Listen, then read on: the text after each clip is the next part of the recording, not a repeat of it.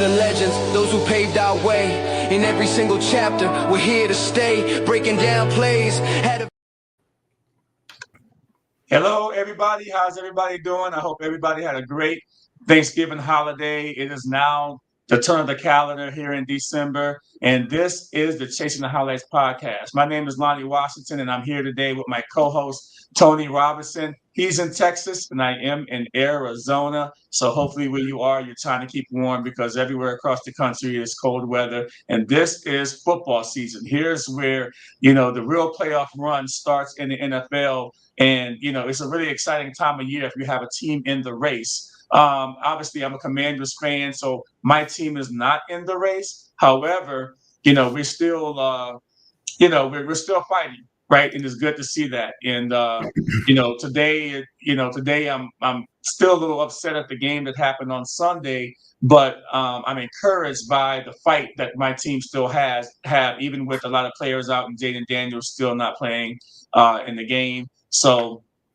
it is going to be what it is. We know that we're going to be, looking towards next year. But at the end of the day, going into overtime with one of the best teams in the NFL on Sunday with the Denver Broncos, and just coming up, a little short. And it was a good game overall. I mean, I wasn't expecting this much fight from my team. Obviously, Terry McLaurin. He made a big difference, when he came back in the lineup. Him and Patrick Surtain was going at it all the time there in this particular game. Marcus Mariota out. That's an early pick that cost us a lot there. Some points, real bad, but he cleaned everything up, and he came through at the end of the game. He did overthrow some balls in this particular game, but you know what?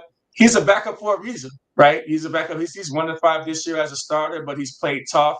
And our defense, found a way to try to keep us in this game. But at the end, in overtime, we went for 2 points, a 2-point conversion, and the ball was knocked away.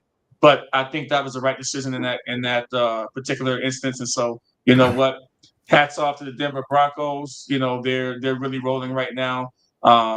And Tony, I'll give you a chance to jump in on this one if you want. I know you were texting me a little bit in this game. Yeah. I thought y'all were going to win this game. I sent you a text I think when they're making when they're coming back and stuff like that, and I was like, they're going to mess around and win this game. And it came down to that last. I mean, he was so wide open for the 2-point conversion. I thought he had it, but then again, I was like, they don't want to win, right? So yeah. When you have a bad team, Tony, and I always say this, right? When you have a bad teams find a way to lose a game, right? They don't make the plays that they have to make, and and when you have a lot of backups in the game, that's no excuse. Though this next man up. I expected this team, even with a bunch of injuries, to win, and I was just so wrong about this team. We're an older team now, and we have to do some more changes this year. We got to get Jaden Daniels healthy. We might see him next week. We still don't know. But at the end of the day, I think now that he probably, I would love to see him not play, but I understand why he still has to play, just to get on the field and have a little confidence going into next season. But we have nothing to prove anymore. I don't think I would risk it. But, who knows? He wants to play. So, you know what? Whatever. Yeah, it's a tough one. So you know what? Week 13 saw several underdog victories, including the Panthers upsetting the Rams with a strong defensive performance that forced Matthew Stafford into multiple turnovers, and the Bengals defeated the Ravens. That was a crazy game. I wasn't expecting that performance, from Joe Burrow, but he is that dude when he's back in the lineup.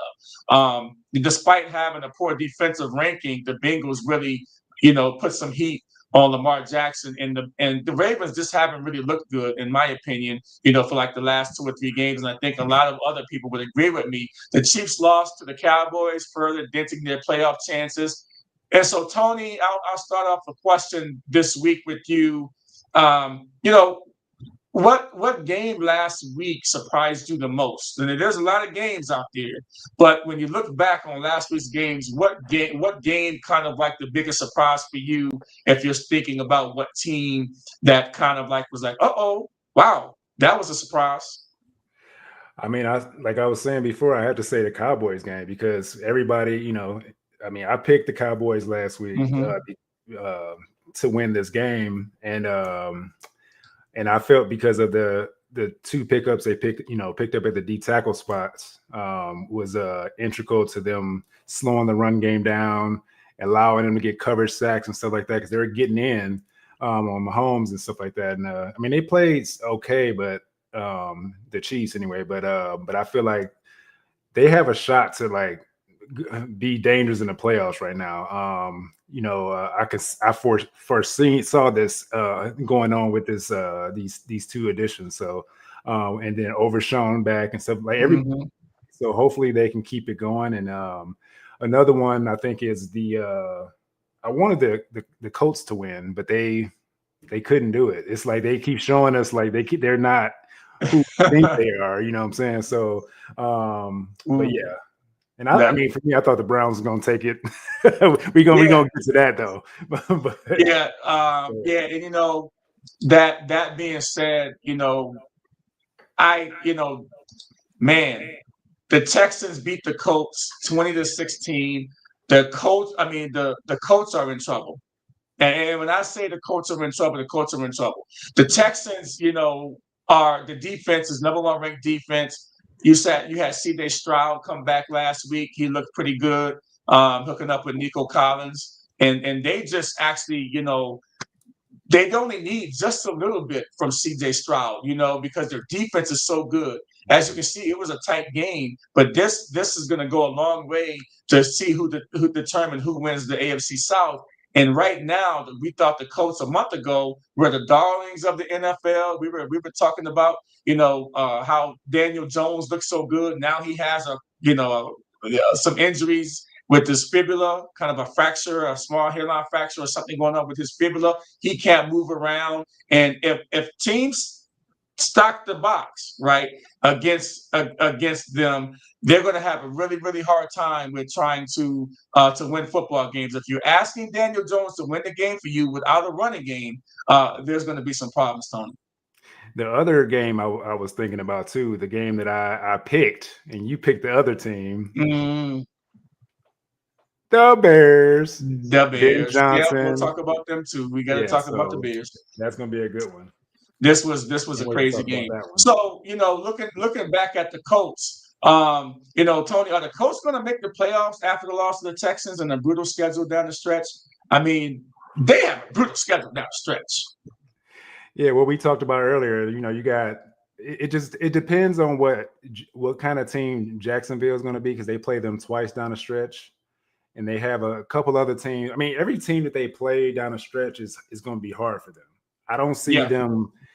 I don't see them winning those games unless they can steal 2 from the Jacksonville Jaguars. And I mean, that's the only way they're going to get in. But Jaguars is playing. Well, you just don't know what you're going to get from Jaguars. They play the teams they're supposed to beat. They struggle with the teams. It kind of goes. You don't know what you're going to get. So, with that being said, I don't know. It's kind of hard. It's not looking good though, like you said. It's not looking good, and I'm going to show you why it's not really looking good. Yeah, because they have the crazy tough remaining schedule. When you start looking at this, the Colts have to play the Seattle Seahawks, right, the San Francisco 49ers, and then they have to play the Jaguars twice. And this is going to be wild. When you look at the toughest remaining schedules, I don't see the Colts going in and beating the Seattle Seahawks in Seattle. That San Francisco game is not going to be easy either. And then you got to play a division rival, and they've got to play the Jags this week. And we'll talk about that later, but they're going to play the Jags this week in Jacksonville. So I'm not really, they could actually miss the playoffs after having such a great start. Yeah. I mean, playing the NFC West, I mean, NFC West is the hardest division to play this year. And I mean, only thing I could see is that, well, no, I think all these teams got to play it out. They can't sit anybody, this early. So they have to play it out. Looking at this, can't beat Seattle in Seattle. I don't see that happening. Niners, you can't beat them. I just don't see it happening because you can't. Yeah. I don't know. It's hard, man. Yeah. I say they're not in. Oh, wow. Wow. And then everybody's talking about the Bears too. They had a great victory over, the Philadelphia Eagles, where they had over 200 yards, 280 yards rushing in Philadelphia. And we all picked everybody picked them.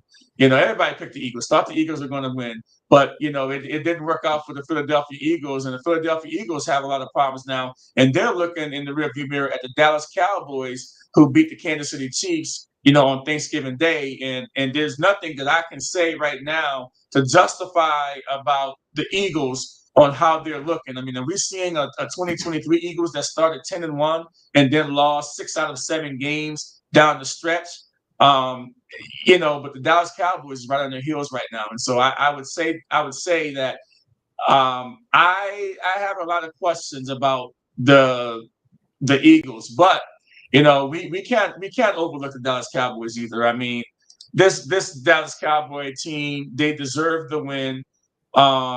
31-28, and Patrick Mahomes, he did a Houdini act down the stretch, right? He did a Houdini act down the stretch, and almost pulled it off for them to get this win. But Dallas and their offense was just too much for the Kansas City Chiefs.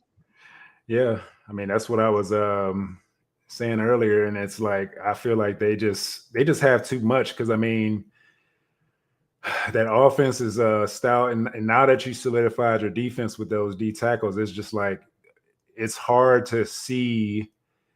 I mean, they gave up 28 points still. I mean, it's against Mahomes, but that offense is still high powered, and it's just hard to stop them, like completely stop them, because they have so many ways they can carve you up.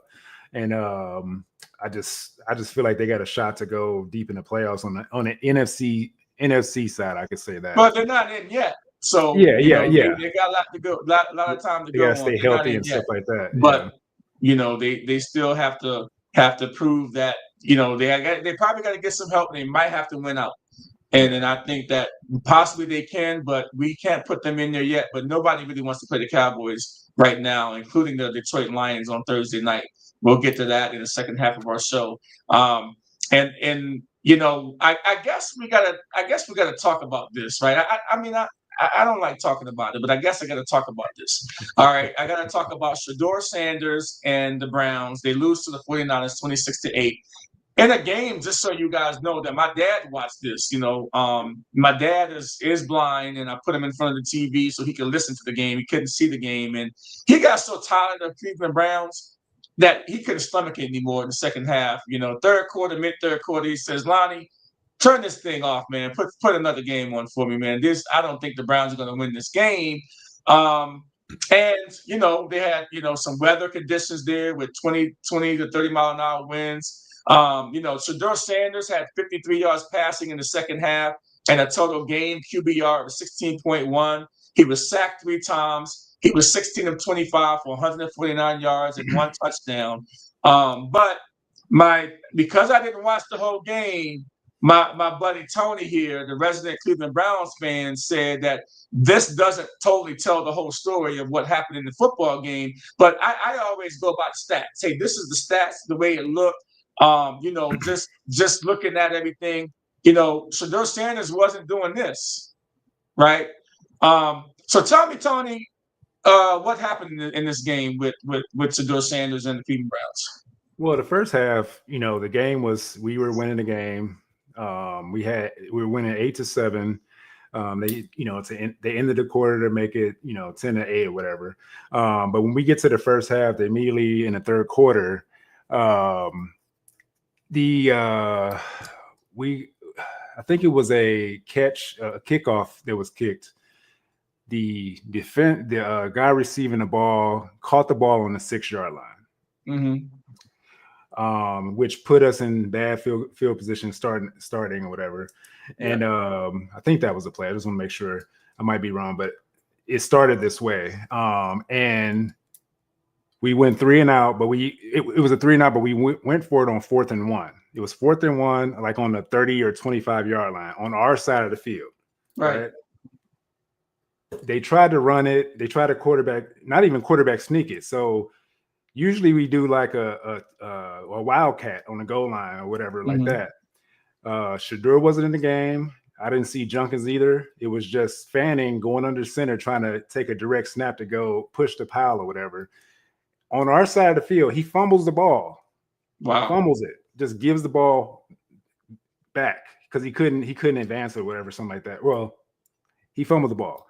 So from there, I kind of saw it as we're still close in the game. Why don't you punt the ball? I could see if we were at the 50-yard line or the 40 on their side of the field, but nobody has ever done it like right at that point.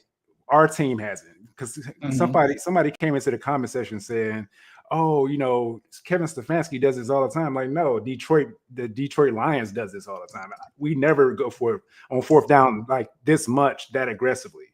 Not on our side of the field like that, right? So from there, you got the 30 mile winds and stuff like that. Both sides, Purdy couldn't pass the ball properly. I mean, because our defense is really stout or whatever, but the wind was kind of causing a lot of issues for everybody. It wasn't just Shador; it was both sides of the ball. I mean, both teams and stuff like that. So it was a power run. They're running the ball a lot, right? Yeah. So, and there's things that Shador did wrong. He wasn't perfect, but we can't blame it on him because we couldn't, as a team, we couldn't do anything because either we were hamstrung by coaching decisions or people making bonehead plays, catching the ball on a 6-yard line on the kickoff when he could have went out of bounds. Why don't you just let the ball go, just see where it goes? I mean, but I don't know. It's kind of hard to tell. I mean, totally. I have a problem with just. I know he had a pretty decent first half, Shedeur Sanders, and I have a problem with the 16.1 QBR, right? And that's from ESPN. I mean, every quarterback is rated, and I know that's the problem I have with his stat and the 53 yards passing. The wind and everything like that. I just think that he has to be better because all the spotlight is on him. He's a rookie in his second game. It doesn't matter. He's a rookie that is trying to get playing time. And if it ain't with the Cleveland Browns, he has to put enough on tape while he get in the game in case the Cleveland Browns get rid of him. He's putting enough on tape. He's putting enough on tape for what? To keep starting. He's starting next game. So look, he hasn't put enough on tape to keep starting. They're just letting him start so they can see. He's not losing in the game. He's not losing in the game. He didn't turn the ball over this last game. Well, he has a good chance again because he plays a bad Titans team this week. So let's see what he does again. Just like the Raiders, he went out there. But when you play good teams, he's got a gift coming to him this week. He plays solid against this good team. What you're missing, like these stats right here, you just going off the QBR, but the stats 16 for 25, that's 64% passing. There's a conspiracy out there because they said that the line for him was to go over 150. If you go over 150, a lot of people played that. They played the over. And they stopped him from scoring. It's just a conspiracy, but that's what they're. But I'm telling you, it's out there. What we should do is we need to hold Shedeur Sanders to the same standard that we hold all the other starting 31 quarterbacks in the NFL that played in Week 13. And so that's the standard.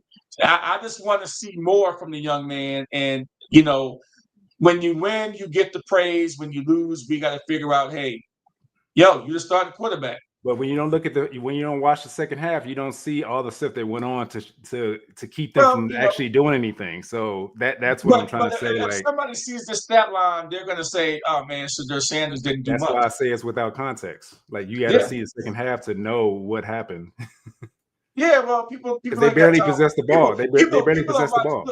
Look, the Cleveland Browns are not the darlings of the NFL. They don't get the Dallas Cowboy attention. That people want to tune in to see Shedeur Sanders, but that's about it. The Cleveland Browns defense that was supposed to be good and supposed to stop somebody, they didn't stop anybody. They didn't stop. I saw McCaffrey run all over them. Yeah, it's because of decisions that Coach Stefanski made, getting stopped on our side of the field, try to run for it, on 4th and 1, and then he fumbles the ball. So you put the defense in a bad position. That's why they got in that position to score. It was so easy.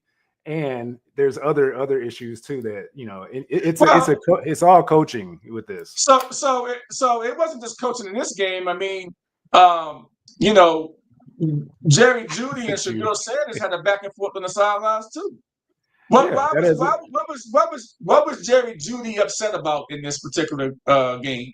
What was he actually mad about in this game? So he was mad. He was mad about a pass that he felt that was overthrown. But everybody that watched the game, everybody that played football that talked about this is saying that he didn't give his all to go catch that ball because he slowed down. He didn't even put his hands up to try to attempt to catch it. He just stopped. He just stopped running. Like you can't. Most people, most true wide receiver ones, they're gonna try to sell out for that to catch that ball if they really have his best interest at heart. But he's never. Jerry Jeudy has been a. Let me start here. I'm getting heated with this dude. so I'm gonna start with this. Jerry Jeudy has always been a headache for any team that he's played for. With the Broncos, he was the same way, dropping passes, whining, and like doing all this stuff. Right? Comes to Cleveland, has a great 2023 season with Flacco and everything. Does really good. Right?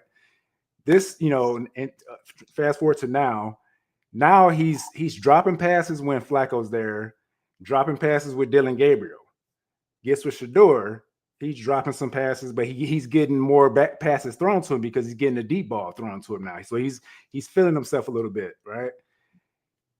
He gets one pass that, let's say, it was probably equal blame, but he's gonna blame. Everybody wants to blame Shedeur for the deep ball that he missed him or whatever. Let's just blame Shedeur, right? As a veteran wide receiver, you have to, with a rookie quarterback, no matter who it is. You have to go over to him and be like, "Rook, I got you. Where you need me to be next time?"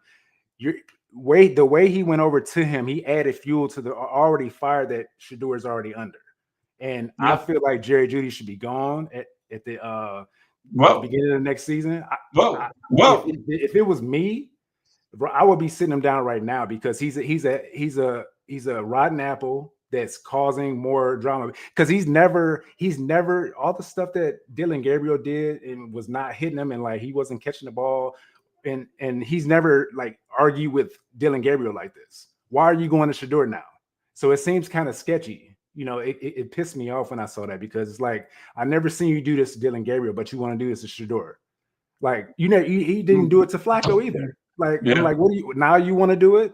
Now you want to get all puffy and stuff like that, like and Shedeur. Yeah, I mean, and it feels like he was trying to bait him into doing something like get into an argument. But Shedeur just stood up and was like, "Dude, you tripping? Like, chill." He's like he wanted to say, but the cameras is right there in that moment. Like it was set up. It's like all of a sudden they like want to be like right there in that moment. So yeah, I was surprised to see it, and look, at some point, if you're a player, a wide receiver, you've got the revolving door. Those guys are getting paid money. They want the ball. They want their highlight reel. And yeah, we can point back to the stupid play when Jeudy caught the ball and was running down the sideline and got caught in the butt. He wants to prance and stuff. Yeah, but I mean, he didn't see the guy behind him. He thought nobody was behind him, and he made a mistake there, but. It wasn't a good look, just on the sidelines and doing all those things. You saw that play though, right? It wasn't a good look. He talking about he wanted to cut back. It was three guys right there. You had the sideline, right up the sideline. Just get up sideline, get out of bounds. Well, he was so happy that he got the ball, he didn't know what to do with it. He found I mean, we got to move on, but I mean, it was that the things that's going on in Cleveland Browns. I didn't even get to Dylan Gabriel's girlfriend. I'm not even going to go into that. I'm not even going to go into Dylan Gabriel's girlfriend stuff. But that's a little too much. I can only stomach so much, and I think we spent enough time in the Cleveland Browns. Yeah. But it is what it's going to be, right? And so I got to talk about these guys, right? And I got to talk about these guys. Okay, the New England Patriots, they beaten people over the head. All right, they've won 10 straight games, and Drake May has over 3,000 yards passing. I think already he leads the league in passing, and he has not had a 300-yard game passing. He's doing this without having a 300-yard game passing, I believe. And it's just unbelievable what he's doing and seeing that They mauled the New York Giants last night on Monday Night Football. They mauled the New York Giants because it was easy for the Patriots to just, say, forget it. We're going into our bye week to have a letdown and to let the Giants breathe. But they didn't let the Giants breathe. This is a sign of a good team, well coached. They came out, they put the Giants out real quick. The Giants never had a chance from the first quarter on. The Giants never had a chance in this particular game. So the New England Patriots are, to me, they're playing the best ball at the best time. And guess what? They've weathered the storm of having 13 straight weeks go by without having a bye week. Now they have a bye week, and they're going to be well rested when they come back home to host the Buffalo Bills. Now, Tony, do you believe that the New England Patriots right now are the best team in the AFC, even over the Denver Broncos? Yes, because I have Bo Nix in my. We talk about this on every podcast week, and I feel like Bo Nix and that offense, they're not consistent when they're supposed to win. They don't do anything. Like when they played against like the New York Jets, they only won 13-11. Like, and then when they play these good teams, then they play where they're supposed to play. Yeah, but it's like when you play the terrible teams, you're supposed to beat them down, blow them out by 30-0, whatever it is, right? Yeah. I feel that's how I feel like good teams are supposed to be doing it. And I feel like New England have their little issues, but I feel like New England's more consistent because of the coaching. Not saying that the Denver coach is bad, but I feel like Vrabel is a great coach because he's from the Belichick tree, right? So he's on the defensive side. They're going to take somebody away. It's the typical pro football style anyway, but mostly from Bill Belichick era, and that's where Vrabel does, and he did it in Tennessee as well. He'll take away something that the team pretty much has, just like what he did against the Browns. He took away Judkins and whatever, and then and I just feel like they're really they have a chance to beat whoever, and even in win the Super Bowl potentially if they can make it that far. Because their team is structured so good, especially with the coaching staff and like all the pieces that are around Drake May too. And I think the defense is solid. They've always been solid for the last few years, but it's just the offensive side had to come together and and stuff like that. Right. If you're looking at the playoff picture that I just put up on the screen, I mean, the New England Patriots are the number one seed if the season was to end today. We obviously has four games or so left. But you're looking at Buffalo as a 7th seed. They would go to Denver.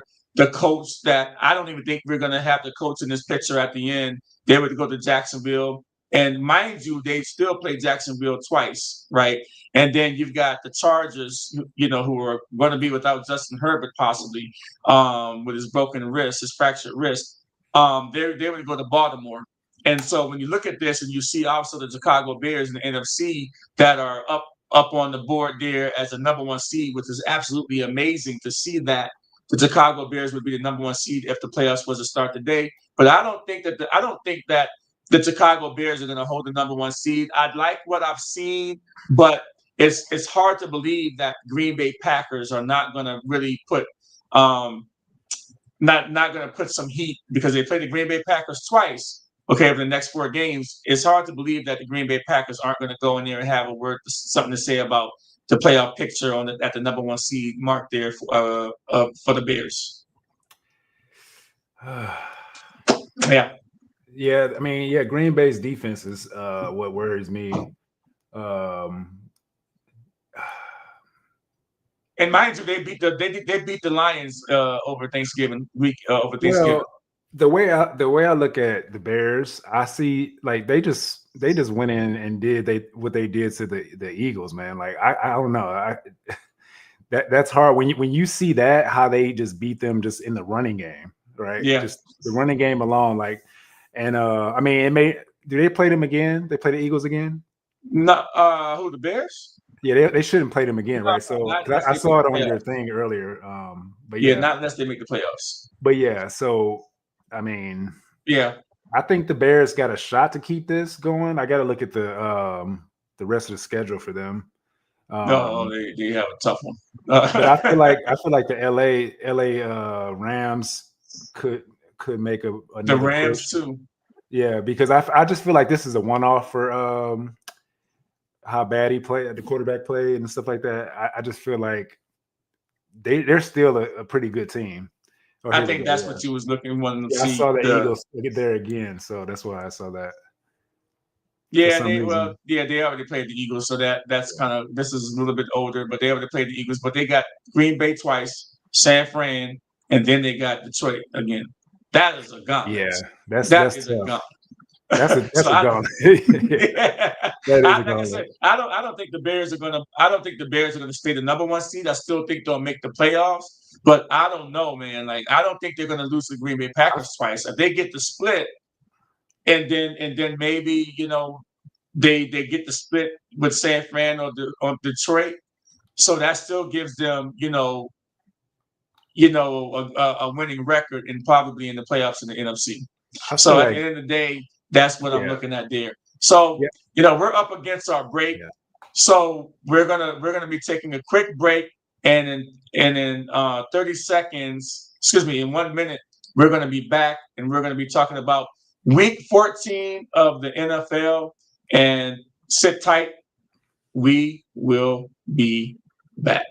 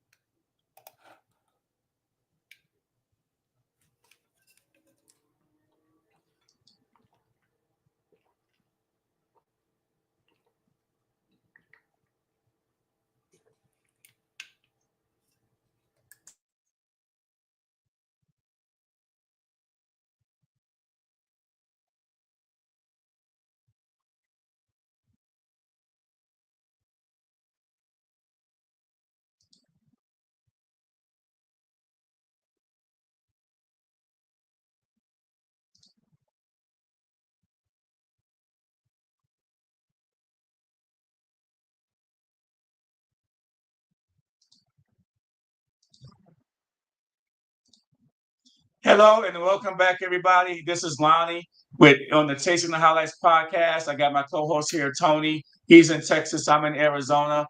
We're going to start talking about week 14, and week 14 kicks off with a pivotal matchup against the Dallas Cowboys traveling to the Detroit Lions. This week also features several key divisional games with significant playoff implications. But if we're starting off, with on the Thursday night football, and I think this is going to determine if the Dallas Cowboys can possibly make the playoffs, if they can go in Detroit and beat the Detroit Lions. Amon St. Brown, he's not playing this week. He's already out. So that is a big loss. It seems like in the Detroit game against the Packers, when he went out the game, it doesn't seem that Detroit Lions was the same team. And so, Jared Goff is back there scrambling around trying to look for people to throw to. And, it's just tough for him without St. Brown in the lineup.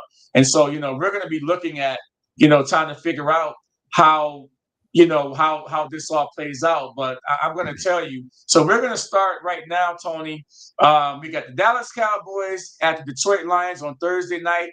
And this is going to be this is going to be real good football in December. I mean, geez, I just can't say that if there's a Thursday night game that you have not watched this year, you got to watch this particular game. What do you think, Tony, about this one? Yeah, this is going to be a good game. It's going to be a shootout, but I feel like the Cowboys going to do enough to get by, only because they have Laporta out for season-ending injury, and and then Amon-Ra St. Brown just went out.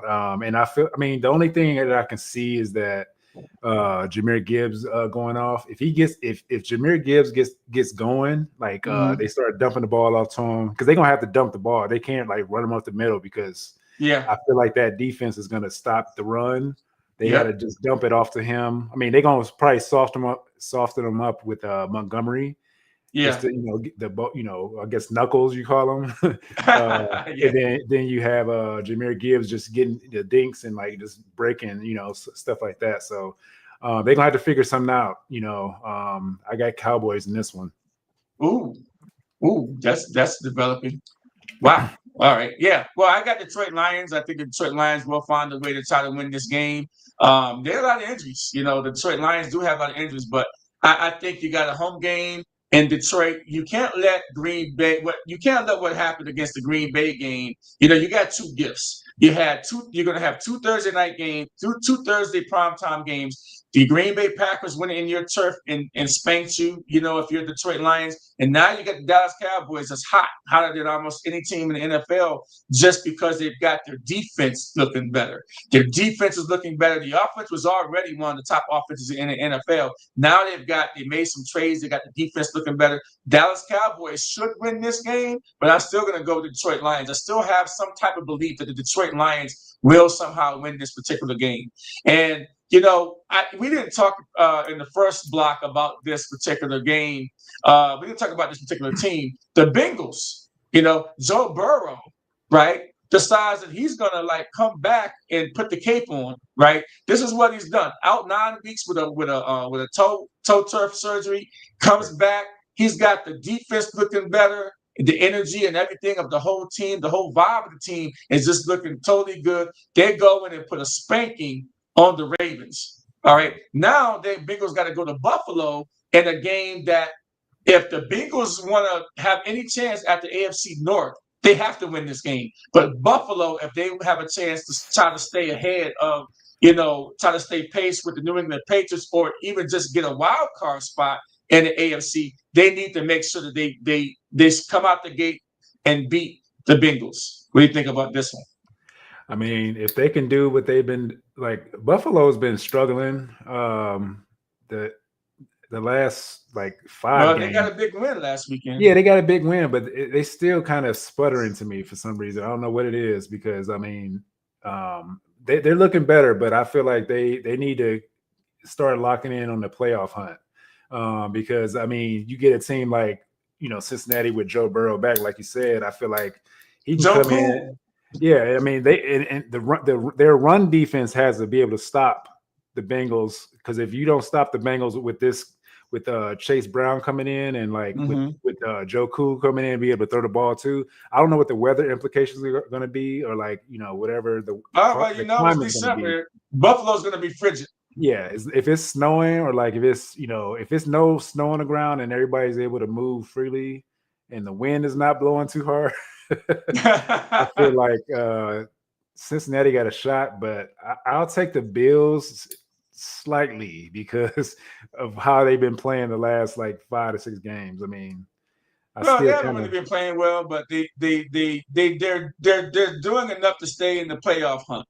Yeah, it's just giving up those yards in the run game. It kind of bothers me. So yeah, and also the Steelers at the Ravens. This is for first place in the division, right? The Steelers, the way they looked last week was atrocious. This is for first place, and it's going to be an interesting game.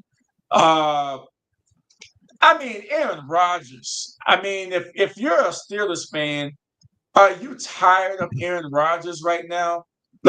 He went to the Jets. It was supposed to be the savior for the Jets. They didn't do anything. Aaron Rodgers came to them. He's got a broken wrist. And then when he gets sacked, last week, and went on almost face planted and had to brace himself with that broken wrist, and came up with the bloody nose, and had to go out the game temporarily, and Rudolph had to come in, and it was bad.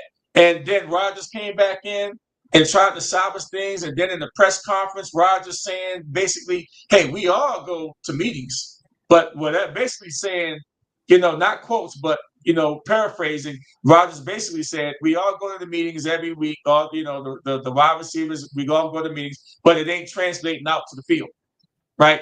That's basically what he said. But you know what? Aaron Rodgers has never elevated in his later years. He has never elevated any team, any player, any one player. He's not that quarterback that's going to elevate that one player. And it doesn't seem like he's doing anything different than what he's done even when he was with the Jets. And so now we have to figure out, all right, do you have one last hurrah in you, Aaron Rodgers? Because this is it. You're going to play the Ravens. Can the Steelers win this game? I don't see them winning this game only because Rodgers with that injury, like he looks, I mean, he's 40, what is he, 40 something? 41. I think his birthday was, I don't know. I mean, I'm 45, but I'm not saying he's old, but it's like, I just feel like with the broken bones and is like he shouldn't be playing. And it's sad. It's sad because he has to play because Mason Rudolph is not good. Right. And what I saw, there was a Steelers post that I saw like on their fan page or whatever. They want to see Will Howard from Ohio State, the rookie. Oh no. Because they didn't draft him to sit though. And hold the clipboard for a long. Like when they had Roethlisberger, they put him right in, and they had a nice squad around Roethlisberger, and he won against the Ravens. Though, I mean, why would you? Hey, Roethlisberger won a Super Bowl his first year. I don't think Will Howard is he's the a Buckeye, so I had to give him a shot. I don't think Will Howard. You heard it here first. Will Howard. I tried. He might be a JJ McCarthy if he gets in the game. Inaccurate throws, running for his life because of you don't want him. This is not the game you want him in, right? Because the Ravens defense is going to come after him. Yeah, true, but you still have a chance to make the playoffs. I mean, if you don't feel like you can do it, Rodgers with this injury, like he's not doing it. And Rudolph, I mean, he can't do it. So let's try this other guy out now. We drafted him. I don't want to see him in the game. So now you got the Bears at the Packers, buddy. You got Caleb Williams that just went in to Philadelphia and they put a beat down on the Philadelphia Eagles. Their running game is crazy, right? Their running game is one of the top running attacks in the NFL. All they do is just keep running the ball. They're hitting you in the mouth, and they're not asking Caleb Williams to win any games. And they're just out there on their case right now. And the Bears are going into Green Bay, and man, Micah Parsons got 12.5 sacks already this year, and he's on pace probably for 16 sacks. And overall, they got to go to play the Packers. And the way the Packers looked last week on Thanksgiving Day against the Lions, their offense looked good. And so I'm not quite sure what to say about this game. I got a lot of my brother and a lot of other friends are Bears fans, but I think that the Packers. I keep saying this, and the Bears just keep winning, but I think this week they get their loss. Bears lose against the Packers. Packers win. Well, I mean, the Vegas line is -6.5. So, I mean, it's going to be a close game. I got the Bears. I'm riding this. Oh man, I'm riding this winning streak. I'm riding this winning streak. I mean, it's hard because it's going to be hard for them to do the same thing they did last week. I don't think the Bears are going to win with the running game against the Packers. I don't know for sure. It's kind of hard to tell. But it depends what defense shows up for the Packers, right? Yeah, I guess it depends. I mean, but they stop the run a little better. Hyde on defense sometimes. They disappear in some games, but when they're on, boy, one of the best defenses in the NFL. Yeah, they stop the run pretty well. So it's like, I got the Bears. Oh wow. Because I want to see them win because I've been saying this all season about Ben Johnson's offense and and Caleb Williams and like I feel like it's gonna keep going and they just turning and turning. I'm not a Bears fan, so I'm not getting paid by anybody from the Bears. I don't have anything. Nope. You're not a Bears fan. But Boy, that's going to be a crazy game. I got the Packers. All these games this week are must see, right? You've got the Colts at the Jags, and I think that I think when we've talked about this earlier in our pre call before the podcast earlier, and I said that there was an amazing stat that I saw. I saw that the Colts have not beat the Jaguars, have lost in Jacksonville 11 straight years. Let me say that again.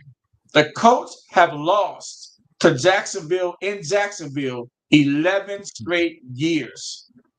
So I asked you, Tony, is this the year that they break the curse and finally get a victory in Jacksonville? If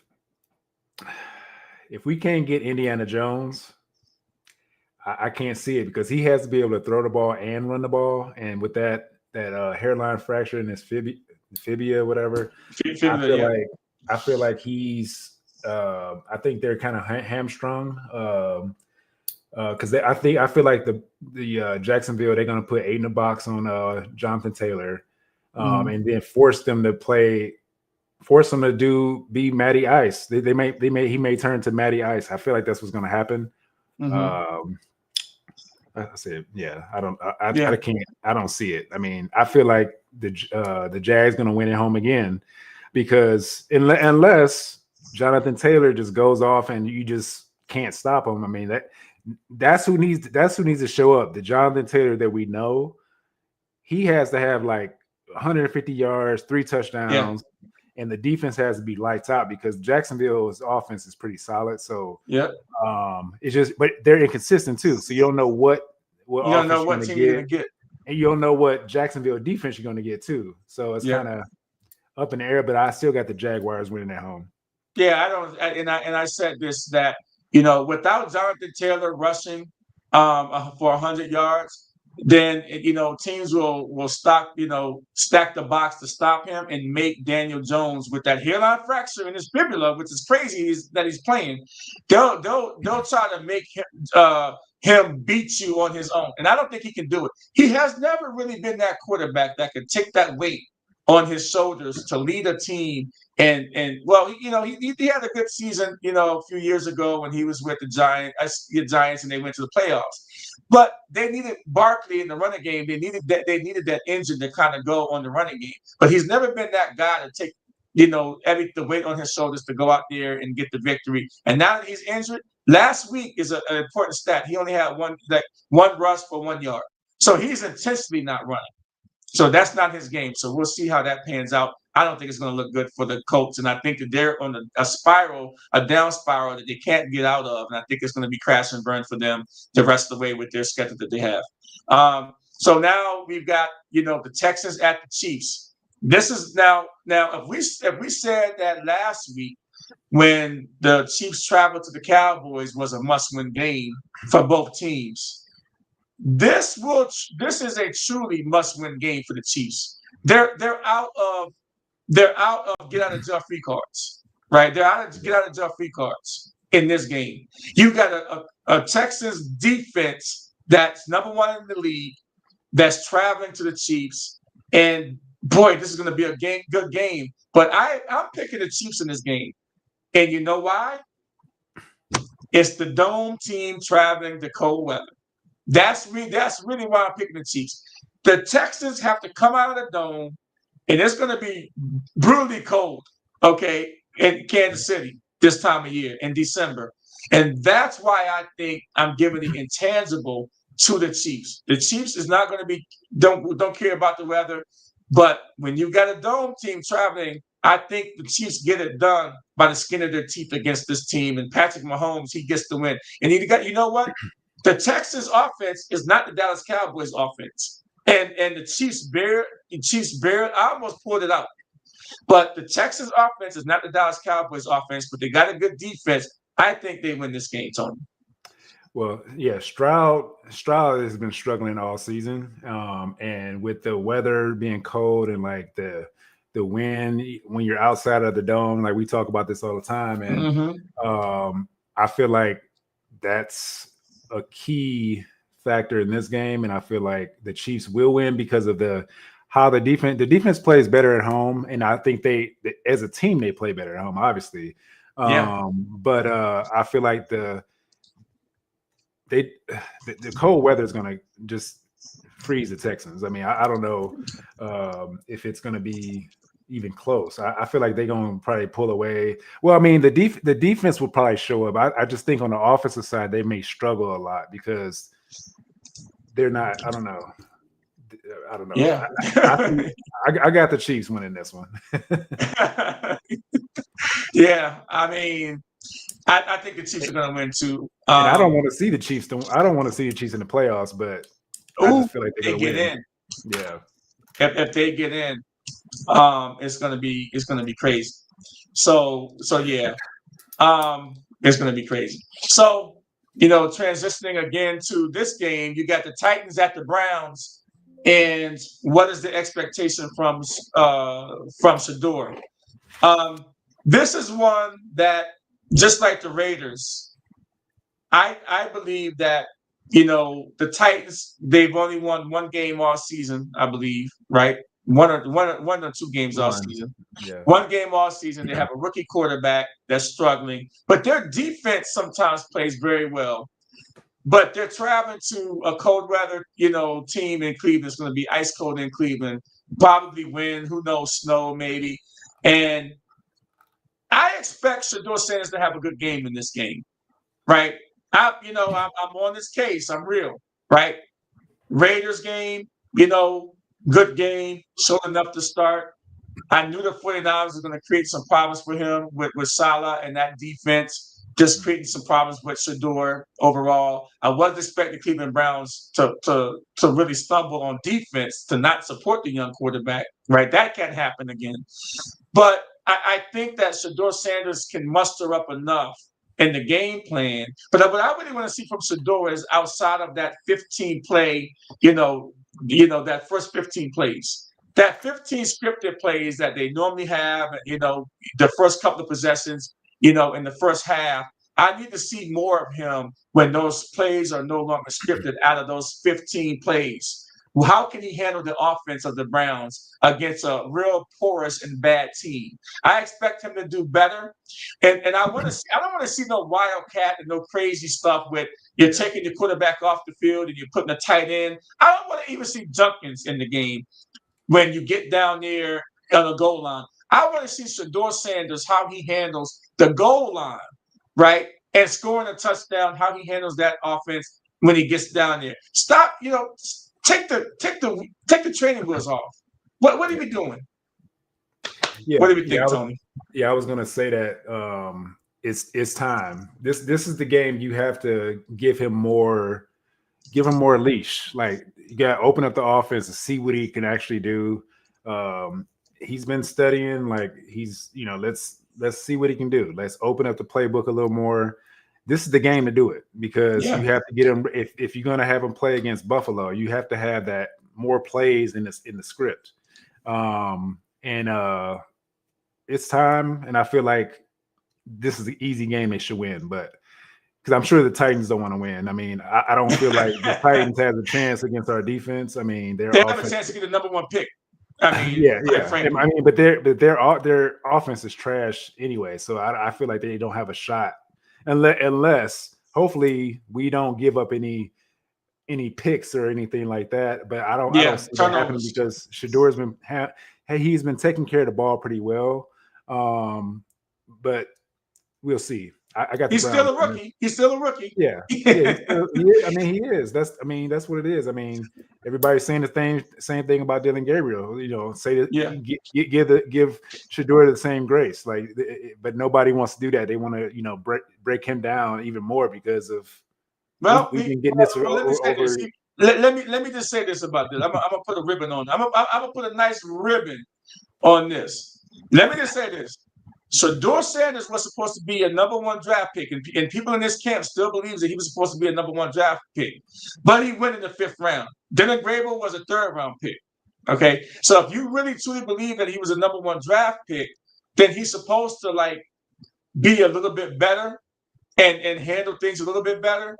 Well, he hasn't. He didn't get a chance to play. He didn't get a But chance nobody don't to care about it. get reps. Like you can't No, get better without reps. nobody don't care about that because what I'm Well, hearing the chatter. What I'm hearing the chatter is that this guy was supposed to be the number 1 draft pick after what we've seen the last 2 or 3 games. he looked way better than Flacco this year and Dylan Gabriel in this season. I don't So know he about looks Flacco. better. He looks way I better don't know than about Flacco. I don't know about Flacco. Maybe Dylan Gabriel, but I'll Flacco give wasn't you that. doing anything.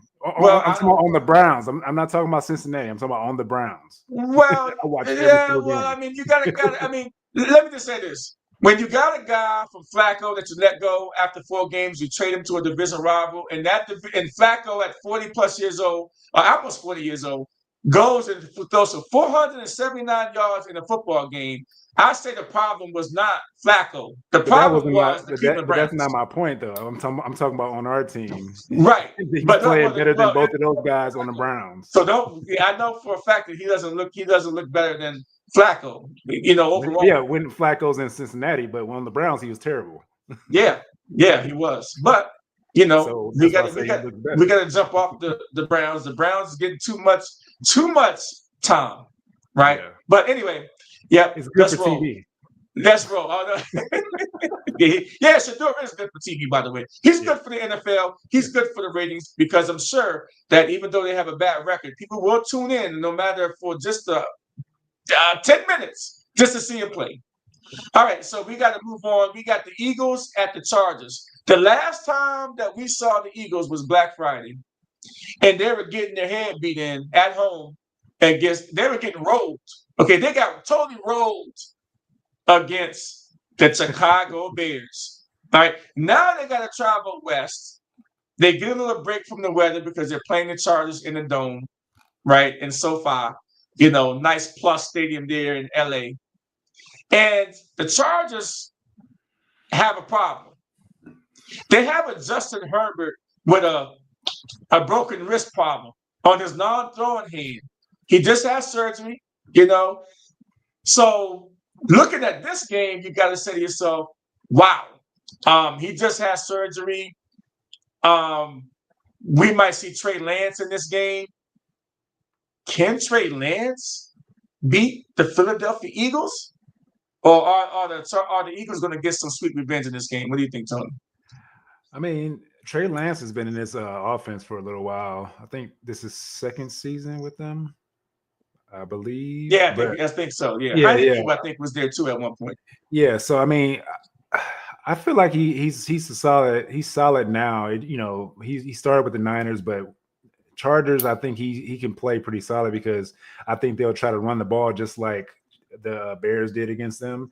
They'll try to run that same kind of offense, like run heavy, because they have they have Vidal and they'll figure out a way to try to run the ball a lot to see if they can actually do the same thing the Bears did. But not all teams can do that against the Philadelphia Eagles. Philadelphia Eagles I'm sure they're going to be coming in like sharks in the water, like pissed off. Like I don't see this happening two games in a row. So I got the Eagles winning this game on the road, only because of the Herbert issue. Because I don't know what we're going to get out of the backup. So that's what I have. I have the Eagles. Yeah, that's possible. I mean, the Eagles could win this game. I think they should win this game. If they don't win this game, they're in trouble. And if the Dallas Cowboys catch them, after all this, that would be a third straight loss for the Eagles. I don't think the city of the brotherly love can take another loss from the Philadelphia Eagles 3 in a row. It's that offense though. The offense is not consistent like they should, and I think it's putting a lot of pressure on the defense. They've got some internal issues, I think, that is deeper than what we can see on the surface. Because there's no way this team should be this bad, this can't fast. see behind the curtain because I mean it starts with I don't know if it's AJ Brown and with all the stuff that he's talking about and Saquon hasn't been consistent like he usually is. Is he on too many commercials? Like what's going on here? Like I mean he's I don't eating know. too much Philly cheesesteak. He's eating too much Philly cheesesteak, so he might be getting a little wore down over there. And he got paid. Normally when some of these guys get paid, they don't perform well anyway. You know, Yeah. I hate to put that on Saquon. I think he's better than that, but he hasn't showed it this year. You know, last game, my Commanders at the Vikings, and you know what? I'm representing. I think we get a win this week.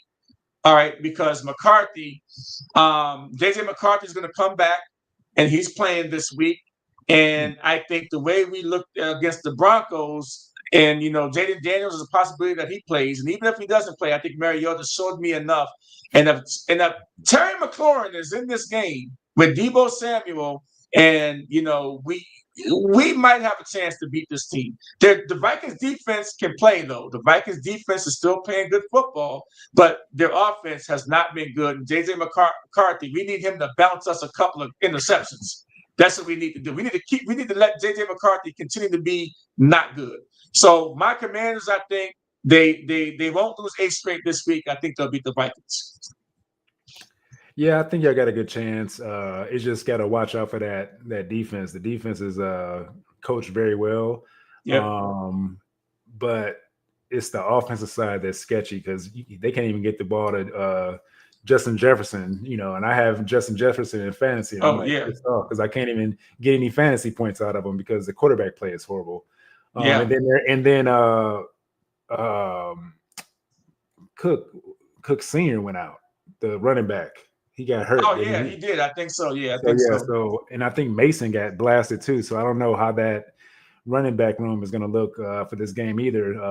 They're going to need something to play. They got some injuries. Yeah, I think I got a shot to get this game. Yeah. All right, guys, we have to run. But thank you guys for tuning in. This has been the Chasing the Highlights podcast. My name is Lonnie Washington and my co-host Tony Robinson. So you guys, you have a good night, partner. We'll be talking. Enjoy the week. Enjoy the games this week, starting with Thursday night. The Dallas Cowboys at Detroit. You don't want to miss that one. That's going to be good. Yeah. Peace. Come alive, 2 ex-players in the studio, ready to thrive. Friends and fans, uniting with the truth, sharing the passion. Yeah, that's our proof. Chasing the highlights, where dreams come alive. 2 ex-players in the studio, ready to thrive. Friends and fans, uniting with the truth.